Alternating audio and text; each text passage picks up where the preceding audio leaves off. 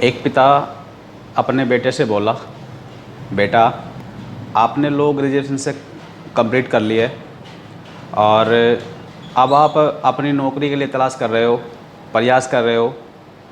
उसने सोचा और उसको बताया कि मेरे पास बेटा एक बहुत पुरानी कार है, मैं आपकी पढ़ाई से और आपके प्रयासों से बहुत खुश हूँ, वो कार मैं आपको गिफ्ट करना चाहता हूँ।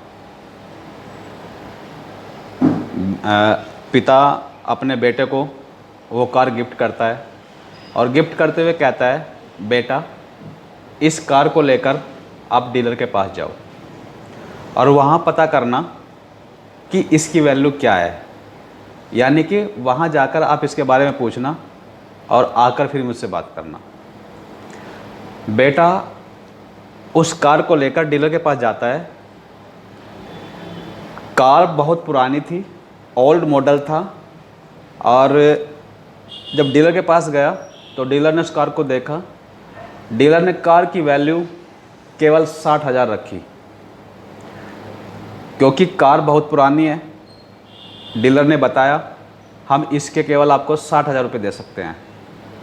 बेटा उसकी बातों को सुन करके घर वापस गया और अपने पिता से बोला, पिताजी डीलर ने इस कार की वैल्यू केवल 60,000 रखी है। पिता बोले, ठीक है जी, अब आप इस कार को लेकर एक कबाड़ी के पास जाओ। बेटा बोला, ठीक है पिताजी, जाता हूँ। बेटा कार लेकर के एक कबाड़ी के पास जाता है। ये स्टोरी बड़े ही ध्यान से सुनना, स्टोरी आगे बहुत ही बेहतरीन और बहुत ही लाजवाब होने वाली है। ये स्टोरी मुझे मेरे दोस्त जो हमारे ट्रस्ट के जो वकील है हरि किशन जी ने मुझे सुनाई थी। मुझे अच्छी लगी, इसीलिए मैं आप लोगों को शेयर कर रहा हूँ। स्टोरी का मर्म क्या है, स्टोरी का क्या महत्व है, बड़े ध्यान से सुनना। मेरी वीडियो जो मेरी स्टोरी होती है वो आप सब लोगों को कुछ जगाने के लिए, कुछ बताने के लिए आती है। जब वो अपने पिता के पास आता है, उसका पिता कहता है, जाओ बेटा अब इसको लेकर आप कबाड़ी के पास जाओ। वह कबाड़ी के पास जाता है। कबाड़ी इस कार को देखता है, ओल्ड मॉडल था कार का, और वह उसकी वैल्यू केवल 6,000 लगाता है। वह बोलता है, कार आपकी बहुत पुरानी है और मैं इसके आपको केवल 6,000 रुपये दे सकता हूँ। लड़का इस बात को सुन करके वापस घर गया, अपने पिता के पास गया। पिता से बोला, पिताजी कबाड़ी वाले ने केवल इसकी वैल्यू 6,000 रुपये लगाई है। उसका बाप कहता है, बेटा अब आप इस कार को लेकर एक म्यूजियम में जाओ। वह उस कार को लेकर के लड़का म्यूजियम में जाता है। म्यूजियम वाले को वो कार दिखाता है। म्यूजियम वाला उस ओल्ड मॉडल को, क्योंकि बहुत पुराना मॉडल था कार का, कार के ओल्ड मॉडल को देखकर बहुत खुश होता है और उस लड़के से कहता है, इस कार की वैल्यू हमारे पास 60 लाख रुपए है। क्योंकि ये कार बहुत पुराने ज़माने की कार है, आज के टाइम में लोग इसको देखने के लिए तरसते हैं। लड़का घर आता है, अपने पिता से बोलता है खुशी खुशी, पापा मैंने वहाँ पे बात करी, इस कार की वैल्यू वहाँ पे 60 लाख रुपए आकी गई है। उसका बाप बोला, समझे बेटा, मैंने आपको 3 जगह भेजा, आप समझ गए होंगे कि मेरी इस स्टोरी का, मेरी आपको कहीं भेजने का क्या पर्पज था। मैं बताना चाहता था आपको कि आप इतना प्रयास कर रहे हैं, अगर आपको चैम्बर या नौकरी में सफलता नहीं मिल रही है तो आप नाराज, मायूस मत होइए, कभी मायूस मत होना। क्योंकि जैसी जगह आप जाओगे, जैसी संगति में, यानी कि जैसे लोगों के बीच आप जाओगे, वैसी ही आपकी वैल्यू होती है।